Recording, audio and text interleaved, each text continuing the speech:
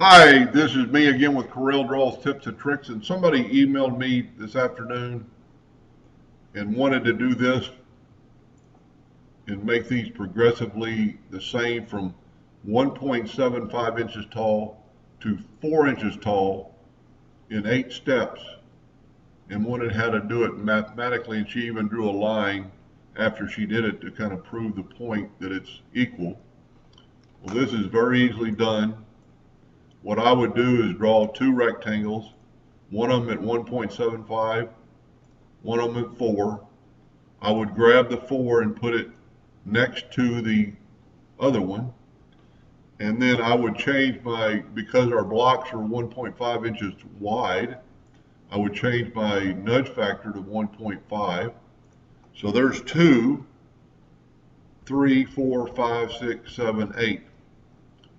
And then just select both these, go up to Effects, Blend, and you need 8, but you already have 2, so you need to just change your steps to 6 and hit Apply. And there is done it that quick. Take your 2-point line and go from that node to that node, just kind of prove the point. Anyway, I hope that helped them a little bit, and thank you for watching.